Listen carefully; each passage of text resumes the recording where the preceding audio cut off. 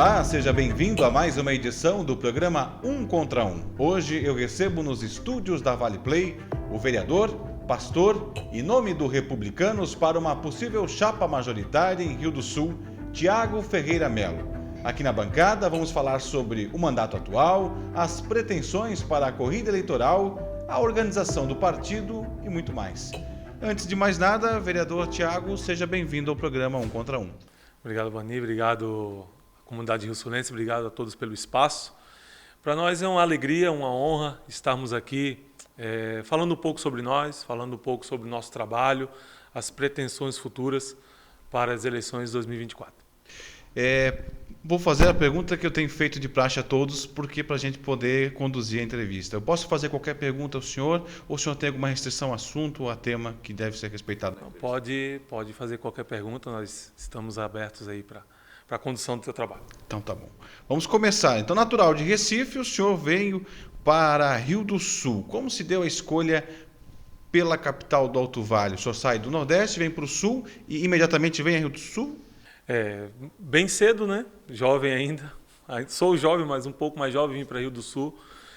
A princípio iríamos para Blumenau, nunca tinha vindo para Santa Catarina e por uma proposta de emprego viemos para Rio do Sul. E daqui não saímos mais, constituímos nossa família aqui, amamos essa cidade, já estamos aqui há quase 19 anos.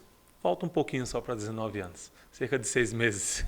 E como o senhor foi parar na política? O senhor veio para cá com uma proposta de emprego. E aí se estabeleceu na cidade. Uma coisa, carreira profissional, né? E a gente sabe das ofertas e da qualidade das empresas rio-sulenses. Como que o senhor foi parar no caminho da política? A eleição 2020 foi a sua primeira? Veja bem, Vani, como eu te falei, chegamos muito cedo aqui, acabamos nossa formação em administração de empresas aqui. Eu sou formado em administração de empresas e também teologia. Transferi minha faculdade do Recife para cá e terminei aqui na Unidade. Ingressei nas empresas aqui e fiquei. Como também desde cedo, desde aos 16 anos entrei na igreja, fui estudar teologia e me tornei pastor. E a lida pastoral é uma vida de abnegação e de serviço para a comunidade. É natural. Então, a nossa caminhada como pastor fez com que nós, na prestação de serviço para a comunidade, fôssemos conhecendo as demandas de cada bairro, de cada pessoa, cada família. E no dia a dia, em cada bairro da cidade, talvez eu conheça essa cidade mais do que algumas pessoas naturais aqui, justamente por essa caminhada. Acabou-se que muitas pessoas nos conhecem, muitas pessoas confiam em nós, sabem da nossa responsabilidade, sabem da nossa seriedade e apostou no nosso nome. 2020 foi a nossa primeira eleição e quis Deus e também a nossa comunidade que viéssemos a entrar como vereador da cidade. O senhor, quando veio para Rio do Sul, já era pastor ou estava no processo para se tornar? Eu estava num processo para me tornar pastor, estava acabando também o curso de teologia e me tornei pastor aqui. Uhum. O senhor é do segmento evangélico. Qual a igreja do senhor aqui no município de Rio do Sul? Eu sou membro da Igreja Vida. Agora nós não estamos mais no corpo pastoral. Abnegamos essa função por conta da questão política. Entendemos que essa representatividade ela é de suma importância, cada um tem os seus representantes e nós somos o representante que levantamos essa bandeira, inclusive já em 2020, continuamos com a nossa representatividade e as pessoas que acreditam no nosso trabalho se sentem muito bem representadas. E em 2020, na sua primeira tentativa política, que o senhor obteve êxito ainda pelo PSL, foram 779 votos. Essa quantidade o deixou na 12ª colocação em votos e o senhor conquistou a cadeira pela legenda que o partido conseguiu fazer. Diante de uma eleição diferente que foi em 2020, embora tenha sido a sua primeira, foi diferente por questões de pandemia, de restrições, não se tinha comícios, não se tinha grandes encontros, era uma coisa mais permissiva de que você conseguisse se aproximar, ou pedidos realmente via os programas oficiais, via redes sociais. O senhor acreditou em todo momento que alcançaria já na sua primeira eleição uma cadeira titular e não de suplente? Assim, Ambani, nós entramos para o processo da eleição de 2020 no último dia. Era o último dia da janela de filiação e nós nos filiamos com o intuito de concorrer às eleições. Nós não tínhamos noção do que era uma eleição, até porque nunca tínhamos participado de um processo político. Mas, com o passar dos dias, depois da filiação e da questão da pré-candidatura, muitas pessoas foram se achegando ao nosso grupo. Muitos amigos, muitos familiares. E aquilo foi nos dando uma robustez no trabalho que fez com que nós viéssemos a acreditar. Nós sabíamos que não era uma eleição fácil e que chegar a ocupar uma cadeira no Legislativo aqui de Rio do Sul não seria fácil pelas questões dos nomes. Existiam nomes tradicionais concorrendo à reeleição, vereadores da legislatura passada que tinham feito belos trabalhos. Nós sabíamos que não era fácil, mas montamos um grupo de amigos e familiares, como eu te falei, que abraçou a causa. Eu costumo dizer que ninguém chega sozinho a lugar nenhum. O trabalho sempre ele é feito em várias mãos. E não foi diferente comigo.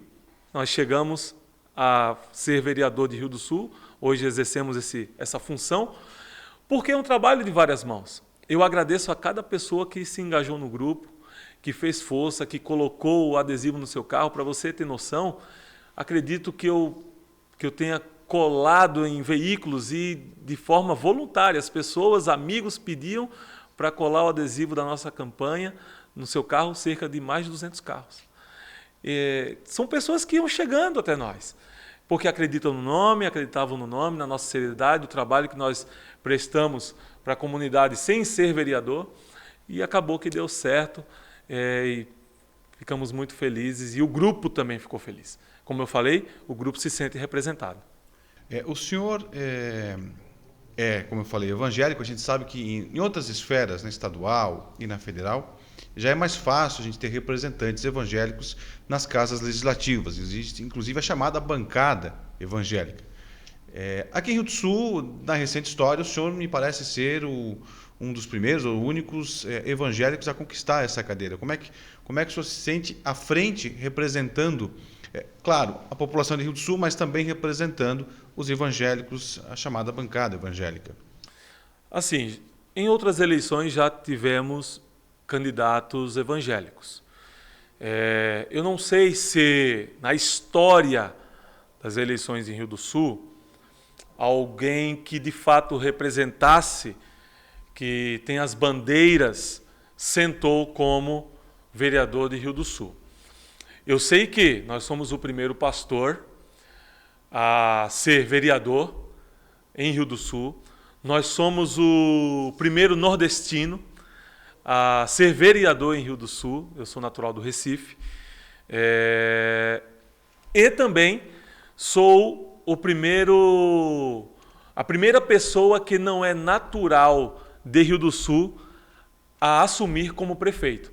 Nós assumimos como prefeito no ano 2022, como prefeito em exercício por 21 dias, e com muita alegria as pessoas, não só aqui da cidade, mas a nossa cidade ela é tão hospitaleira, recebe pessoas de fora, assim como eu, e uma pessoa de fora senta na cadeira como prefeito por 21 dias, tomando decisões relevantes.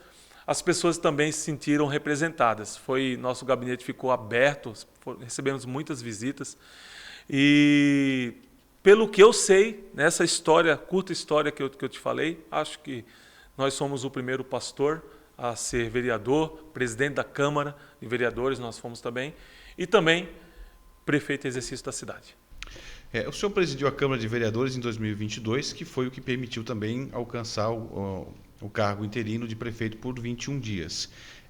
Para assumir a Câmara, o senhor precisou, óbvio, de votos dos colegas, inclusive da bancada do governo Tomé. Embora o senhor, na eleição de 2020, tenha defendido uma outra opção para Rio do Sul, Sim. opção do PSL, né? Apesar de ter, inclusive, ser eleito pelo PSL. O senhor considera que integrou a bancada da base do governo Tomé, ou o senhor se considera independente? Como é que o senhor avalia o seu trabalho nesses 4 anos? O senhor foi um vereador de base, o senhor foi um vereador de oposição, o senhor foi um vereador independente? O meu mandato foi sempre independente. Nós, quando entramos na vereança, eu e um outro vereador fomos os únicos eleitos que não fazia parte da base do atual prefeito. E quando assumimos, eu e o outro vereador, que é amigo meu, diga-se de passagem, nós decidimos algo. Dissemos, nós vamos votar aquilo que for bom para a cidade. Nós apoiamos, e aquilo que nós enxergamos que não é bom para a comunidade rio-sulense, nós não vamos nos posicionar a favor. E o nosso mandato, 3 anos e meio, até esse momento, ele é regido dessa forma. Nós temos um mandato totalmente independente.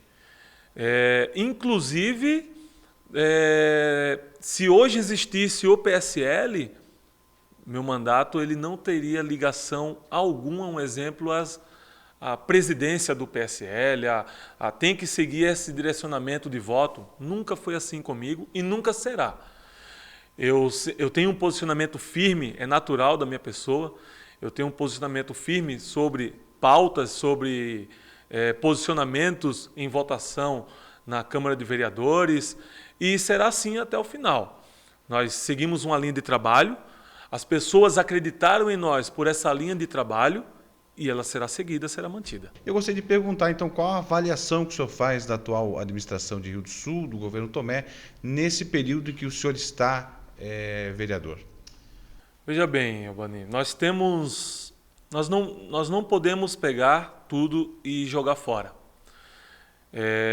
A atual gestão fez um trabalho relevante. Nós precisamos reconhecer os pontos que são positivos.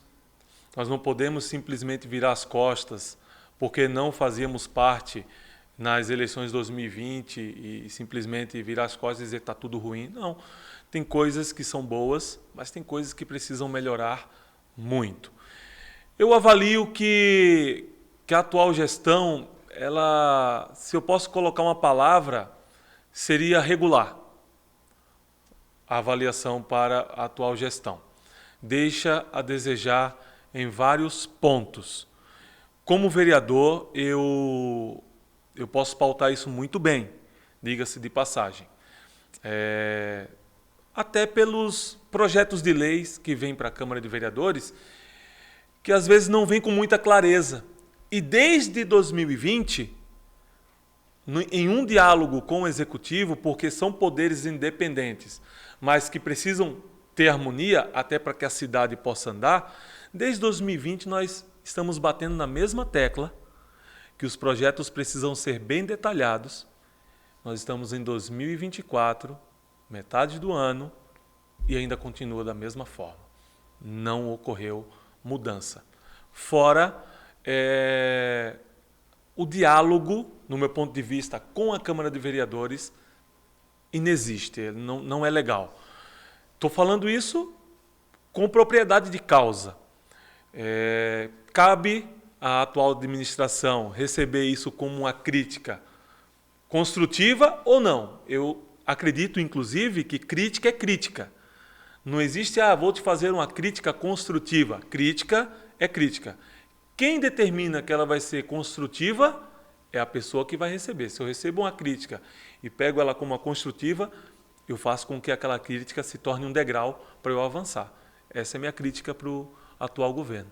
Um desses projetos seria o famoso projeto dos 25 milhões, que entrou na casa, depois saiu, depois entrou de uma outra forma e acabou rejeitado, do empréstimo de 25 milhões? Esse empréstimo de 25 milhões, Albani, ele foi muito polêmico na cidade. Eu acredito que a verba ela era importante para o município de Rio do Sul. Estamos aí passando por um processo novamente complicado, de muita chuva.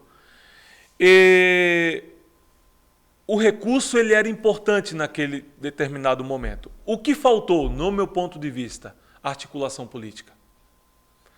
Faltou conversa com a Câmara de Vereadores, uma conversa mais clara, não simplesmente chegar com uma receita pronta. Vamos construir junto isso aqui. O vereador ele está lá na ponta. Nós estávamos lá na ponta, sabendo o que os munícipes precisavam. Então, vamos sentar todos juntos e, como a própria Bíblia diz, em muitos conselhos há sabedoria. Nesse debate de ideias iria sair algo bom. Veio uma receita pronta. Claro que, sabendo da importância do recurso para o município, nós nos posicionamos a favor, porque sabia da importância do recurso, mas também entendo que poderia ser melhor elaborado. Não julgo os meus amigos e colegas vereadores que se colocaram contra o projeto, porque eu sei que poderia ser mais elaborado o projeto. Agora vamos falar sobre a sua linha política.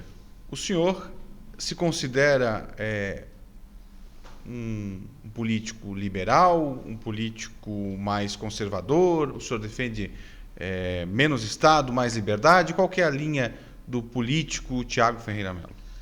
Nós, desde o início, nós nos posicionamos com a linha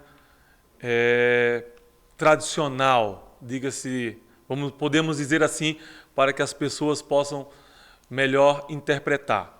Nós somos conservadores, acreditamos na linha conservadora, também acreditamos na linha menos Estado, uma forma mais de uma economia liberal. Nós entendemos que quanto mais Estado, mais burocrático fica o sistema, mais engessado fica para o contribuinte, para a comunidade, fica mais difícil da comunidade ter acesso a algumas situações. Então, nossa linha política é uma linha de direita, uma direita liberal, economicamente falando, mais conservadora. O senhor, então, seria mais adepto do bolsonarismo no Brasil? Um exemplo, eu votei em Bolsonaro. Não concordo com muitas coisas que o Bolsonaro fez, nem todo mundo também concorda. Mas nós somos de uma linha equilibrada, Tarcísio de Freitas, do próprio partido, uma liderança expoente, uma liderança que tem feito a diferença, avaliado como um dos melhores governadores do Brasil. E nós vamos nessa linha, uma linha de direita, conservadora, mas uma linha equilibrada. Vamos lá, então. O senhor apresentou um projeto de lei aqui em Rio do Sul que visa proibir a realização de festa de Halloween nas escolas municipais. O porquê desse projeto? A gente sabe que não é uma cultura brasileira, mas muitas escolas acabam fazendo essas festinhas. Qual a intenção desse projeto? Que fim que deu esse projeto na Câmara? Veja bem, Albani, esse projeto, vou te responder do final para o início. Esse projeto ele não rodou na Câmara de Vereadores. Nós levantamos esse projeto em conversa com alguns dos nossos amigos na Câmara, demanda que chegou não só para mim, mas também para alguns outros vereadores, que foi exatamente naquele período onde estava tendo ataque nas escolas. Esse projeto surge porque, observando aqueles ataques nas escolas que estavam ocorrendo e vendo o princípio da motivação do onde ocorreram ou como ocorreu esses ataques, a festa do Halloween, você pode ver, nós vamos ver crianças ou pessoas com arquinho, com faca entrando na cabeça, machado na mão, e outras armas que nós podemos ficar falando aqui. Então, o intuito foi com que pegássemos essa ideia, tirássemos da mão das crianças algo que hoje as redes sociais motivam, hoje está muito fácil ter acesso a tudo, e nós queríamos que fosse proposto outra coisa. Por que não outra festa? Por que não uma festa da nossa região? Por que não as escolas promover uma festa temática, um exemplo, uma festa alemã, que é típica aqui das pessoas que fazem parte da nossa cidade. Uma festa de imigrantes italianos, que também é da nossa cidade. Enfim, esse foi o intuito. Foi fazer com que tirasse da escola essa questão da violência. Infelizmente, não é pela questão da cultura, dos Estados Unidos, não tem nada a ver com isso, mas foi muito mais voltado pela preocupação de muitos pais que entraram em contato conosco. Inclusive, em uma cidade catarinense,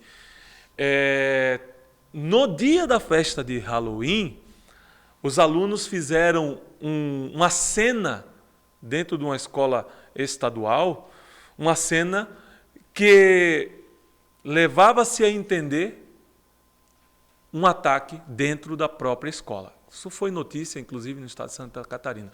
Nosso projeto foi exatamente em direção para que não acontecesse mais isso. E por que não andou o projeto?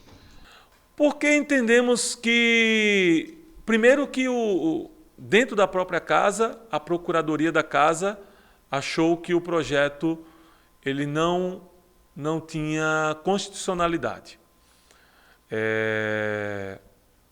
Em conversa também com os demais vereadores, achamos que existiam outras pautas importantes para tratar e, em comum acordo, decidimos segurar o projeto.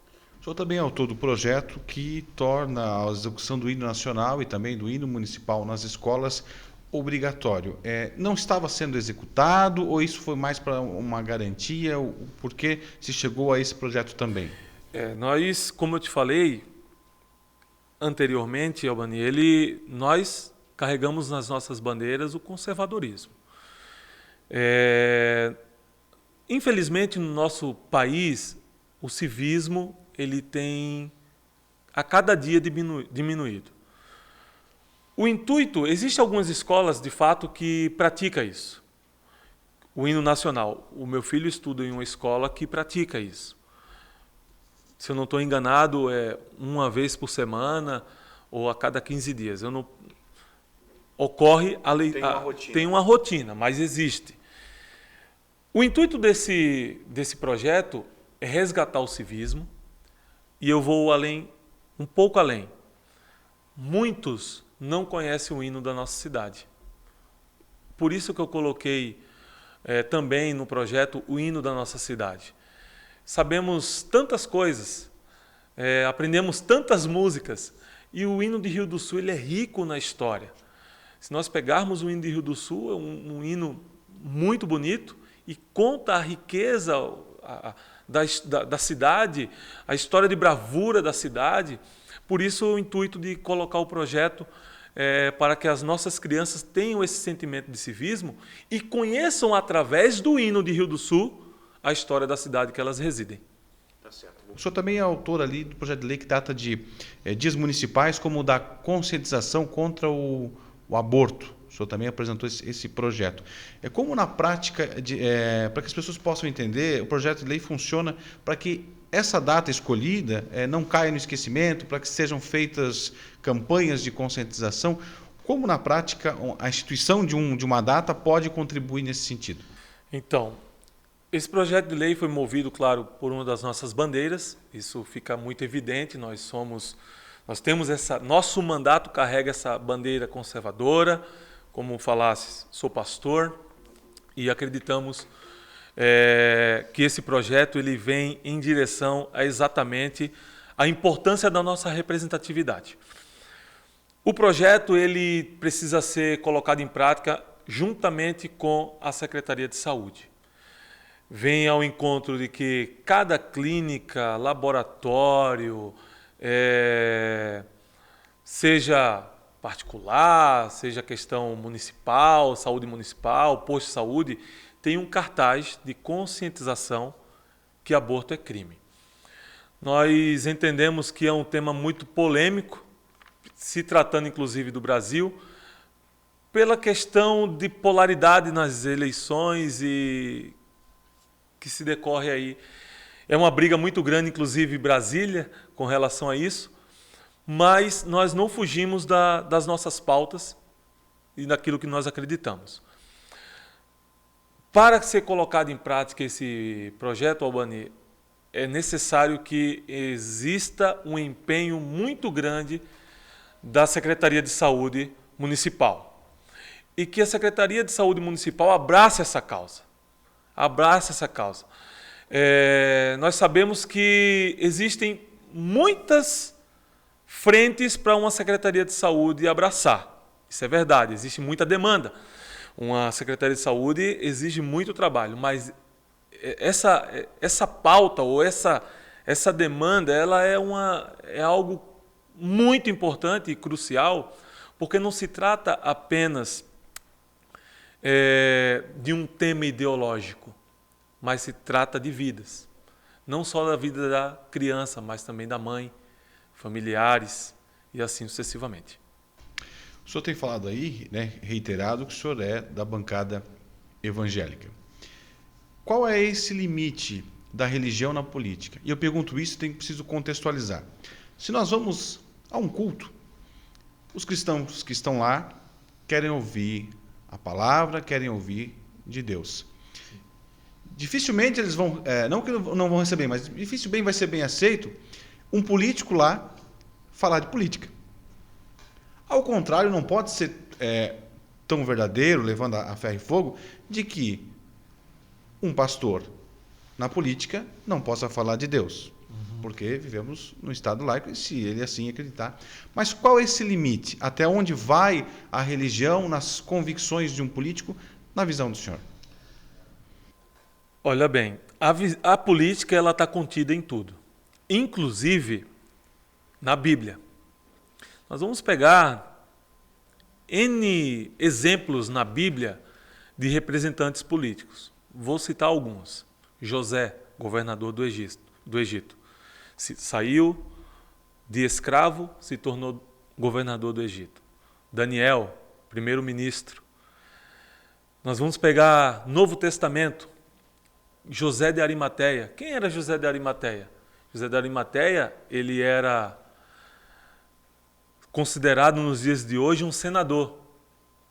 Mas, se nós pegarmos o Evangelho, também diz que José de Arimateia ele era discípulo de Jesus. Jesus ele só teve um sepultamento digno, seus familiares só puderam sepultar Jesus de forma digna pela influência política de José de Arimateia, de chegar até a pessoa responsável, o político responsável, dizer: nós requeremos o corpo.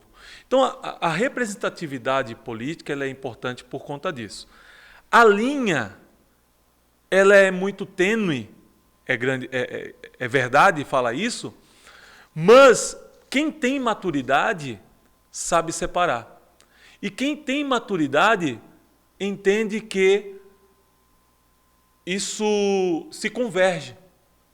Porque ao mesmo tempo que você está olhando uma pessoa que exerce um cargo político e quer se sentir representado, também é legítimo que lá dentro da igreja, pessoas que fazem um trabalho expressivo, que são respeitadas, que têm uma índole, um caráter e que é de muita confiança e que têm a capacidade de exercer tal função política, por que não? Por que não? Como eu falei, próprio José de Arimateia era discípulo de Jesus e era senador. E exercia sua função. Foi morto, inclusive, por ser discípulo de Jesus. Então, ela é uma linha tênue. Mas quem tem maturidade sabe fazer as duas funções de forma muito tranquila e com muita competência. Agora vamos falar de republicanos. O partido tem um novo presidente estadual. Nos bastidores da política já havia, e digo havia porque é o senhor que vai me responder agora, havia uma aproximação com o PSD e o pré-candidato Gerry Consoli. O novo presidente do Republicanos vem do PL, que tem o seu pré-candidato próprio. Inclusive, ele não perde o mandato num acordo em que Republicanos e PL fizeram. Na esfera municipal, muda alguma coisa nos bastidores de aproximação com o partido ou o Republicanos continuaria próximo do PSD? O Republicanos, depois da mudança, não depois da mudança, sempre o Republicanos teve uma posição muito aberta. Essa é a grande verdade. Mesmo antes, com o ex-governador Moisés, sempre deixou o coordenador regional fazer o trabalho de forma muito aberta. E por decisão do coordenador regional, existia de fato essa aproximação com o grupo PSD e outros partidos. Com a vinda do novo presidente, que faz parte da base do PL, não muda por quê? Porque o presidente nacional, Marcos Pereira, ele, através de uma carta, disse que as eleições municipais devem ser levadas em conta da forma que já estava tendo o ritmo das campanhas. Então, cada município, cada executiva tem a sua autonomia. Por isso que nós colocamos o nosso nome como pré-candidato à majoritária aqui no município de Rio do Sul. Por essa autonomia que o Partido Republicanos nos dá, entendendo que o trabalho que nós desenvolvemos na cidade e a nossa representatividade faz com que o Republicanos tenha um nome com uma singularidade importante para concorrer às eleições de 2024. Eu queria que o senhor me explicasse o que é. O senhor tem dito, né, que o Republicanos tem pré-candidatura na majoritária. O nome é o do senhor, foi anunciado, inclusive, pelo presidente estadual. Pré-candidato na majoritária. A majoritária é composta por um titular e um vice. Hoje, a gente sabe que muitos partidos não gostam de dizer que tem pré-candidato a vice, mas a gente sabe que muitos estão aí se lançando pré-candidato a prefeito e nos bastidores serão vice. Eu estou diante de um pré-candidato a prefeito, de um pré-candidato a vice-prefeito. Hoje eu estou diante de um pré-candidato a quê? Nós somos pré-candidato à executiva municipal, prefeito do município de Rio do Sul. Mas eu quero ressaltar algo. E eu carrego isso desde quando eu entrei na Câmara de Vereadores, Albani. E aqui falando para a comunidade rio-sulense. O projeto, ele é sempre maior do que uma ambição pessoal. Sempre. O projeto sempre precisa ser maior do que uma ambição pessoal.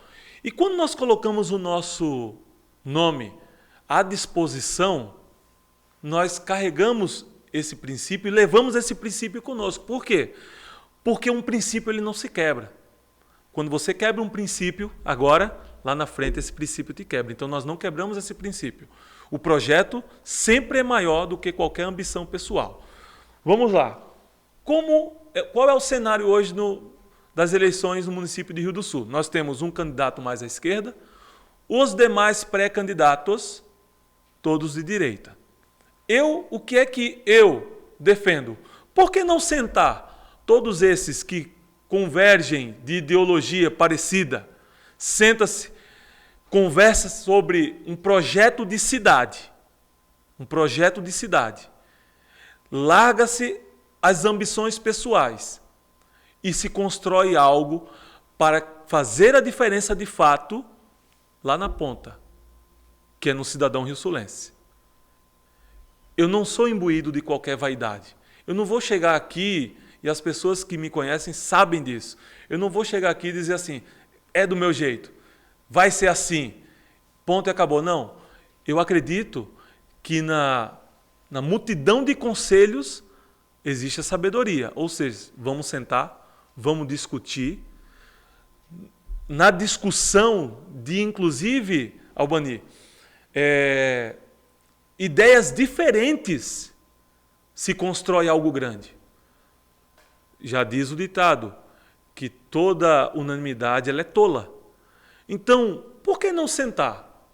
Por que não construir juntos? Qual é a dificuldade que tem aqui em Rio do Sul de sentar, construir algo, pensando não em si, mas pensando no resultado lá no final, que é o munícipe? Nós acreditamos dessa forma.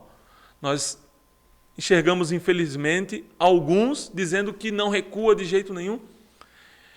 É um projeto de cidade ou é um projeto pessoal? Eu penso em um projeto pessoal. Ou pessoas que tomam essa decisão, um projeto pessoal. Eu, diferentemente, penso em um projeto de cidade.